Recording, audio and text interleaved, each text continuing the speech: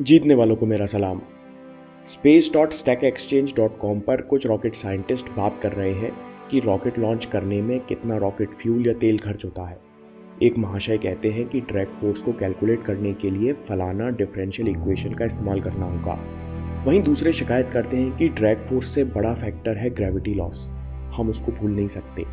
इतने में तीसरे महाशय पोटेंशियल और काइनेटिक एनर्जी के अंतर पर यानी कंजर्वेशन ऑफ एनर्जी के प्रिंसिपल्स पर कैलकुलेशन करके सारे खर्चे पानी का हिसाब ले आए। रॉकेट साइंटिस्ट्स की इस गुत्थम गुत्थी में हमारे काम की बात मिल जाती है। रॉकेट को धरती छोड़ने के लिए पहले 12 किलोमीटर में 95% तेल खर्च करना पड़ता है, क्योंकि यहाँ ग्रेविटी और हवा सबसे घनी है। अगले 38 किलोमीटर्स यानी स्ट्रेटोस्फीयर पार करने के लिए उसे पूरे तेल का केवल 4% लगता है। अगले 30 किलोमीटर में 0.6% तेल लगता है और 620 किलोमीटर यानी थर्मोस्फीयर पार करने में केवल 0.16% तेल लगता है। और फिर स्पेस यानी एग्जॉस्फीयर यानी 10,000 किलोमीटर के लिए मात्र 0.072% तेल काफ़ी होता है। न्यूटन साहब पहले लॉ में कहते हैं कि object at rest tend to stay at rest. स्थिर वस्तु स्थिरावस्था में रहना पसंद करती है जब तक उस पर एक्सटर्नल फोर्स न लगाया जाए, और जो वस्तु गतिमान है वो गति में रहेंगी जब तक उन्हें बाहर से रोका ना जाए। और यही रॉकेट लॉन्च में होता है। रॉकेट कहें या सैटेलाइट, इसे अभी लाखों करोड़ों किलोमीटर का सफ़र तय करना है। इसके लिए लॉन्च होना और पहले चंद किलोमीटर तय करना सबसे कठिन और सबसे खतरनाक होता है। लेकिन जब एक बार पहले 12 किलोमीटर पार हो गए तो एक्सेलरेशन के कारण वेलोसिटी और उसके कारण एक्स्ट्रा काइनेटिक एनर्जी होती है। अभी 12 किलोमीटर में हवा छटने लगी है, लेकिन ग्रेविटी का प्रभाव कुछ खास कम नहीं होता।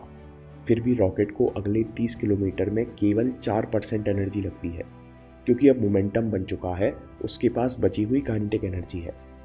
हमारे लिए भी रॉकेट की तरह सीधा और बड़ा कदम उठाना सबसे कठिन है। ऐसा कदम जो हमारी आदतों और एनवायरनमेंट के परपेंडिकुलर या 90 डिग्री हो। रॉकेट जो सैटेलाइट का रूप लेकर अनंत अंतरिक्ष यात्रा तैरते हुए करता है, वो भी 0.072% तेल में। उसी तरह हमारी यात्रा भी अनंत है। आप कभी काम करना, सचेत रहना नहीं छोड़ सकते, लेकिन मोमेंटम बन जाने पर आपको ऐसा करने के लिए उद्योग नहीं करना पड़ेगा। लोगों को लगेगा कि आप बहुत मेहनत कर रहे हैं, लेकिन आपको अंदर ही अंदर पता है कि ये तो डेली का काम है, अपने आप होता है।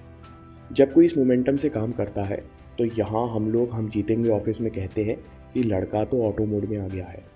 दोस्तों, हमारे पुराने तौर तरीके और आदत हमें एक्शन लेने से रोकते हैं। कई बार रुकने की इच्छा होती है, लेकिन रुकना मत, नहीं तो बार बार 95% तेल खर्च करना पड़ेगा। और रॉकेट फ्यूल की तरह आपका समय और मेहनत भी बेशकीमती है। इसलिए अगर आपने एक बार सफल होकर देख लिया, मोमेंटम का सिद्धांत अपने अंदर महसूस कर लिया, तो आप सफलता को आसानी से जीवन के अलग अलग क्षेत्रों में डुप्लीकेट कर सकते हो। क्योंकि आप जानते हो कि भले ही युक्ति और तरीका बदलना पड़े, लेकिन पहले 12 किलोमीटर का खिंचाव तोड़ने के लिए आप बार बार प्रयास कर सकते हो। माइकल फेल्प्स मोमेंटम का सबसे अच्छा एग्जाम्पल देते हैं। वे कहते हैं कि अगर आप पानी में एक दिन ना तैरो तो आप 3 दिन पीछे हो जाते हो, क्योंकि 24 घंटे में मसल्स अपना अधिकतम लचीलापन, जिसको एक ओलंपिक एथलीट की ज़रूरत होती है, वो खोने लगती है। उनके कोच बोमैन कहते हैं, मेरी आंखों के सामने फेल्प्स ने हर दिन जी तोड़ मेहनत की। ओलंपिक्स 2004 की तैयारी के लिए फेल्प्स ने 6 साल हर दिन साल के 365 दिन तैयारी की, चाहे वो कोई भी त्यौहार हो या छुट्टी का दिन हो। डॉक्टर जिल बोल्ट, जिनकी टेड टॉक देखकर लगता है कि कितनी पढ़ी लिखी न्यूरो एनाटॉमिस्ट हैं, जो दनादन स्पीच दिए जा रही हैं, वे लोकप्रिय होने के बाद एक इंटरव्यू में कहती हैं कि उस 20 मिनट की स्पीच का अभ्यास मैंने 200 बार लगातार किया। दोस्तों, फ्राइडे को 2 दिन बाद अगले वीडियो में मोमेंटम बनाने की प्रैक्टिकल टिप्स देखेंगे। खैर, ये ताकत है मोमेंटम की, जिसके कारण सफलता को, पैसा पैसे को, भाग्य सौभाग्य को अपनी ओर खींचते रहते हैं। स्टीव जॉब्स कहते थे कि ऐसे मेहनत करो कि अपना लक खुद पैदा करो, क्योंकि लक का मतलब है लेबर अंडर करेक्ट नॉलेज। दोस्तों, अभी समय हो तो स्टीव जॉब्स के ऊपर अगला वीडियो देखिए, नहीं तो बात के लिए सेव कर लीजिए। आपके समय से कुछ कीमती नहीं है। मैं काम के किस्से लाता रहूँगा। हिम्मत, हरकत, होशियारी, हम जीतेंगे।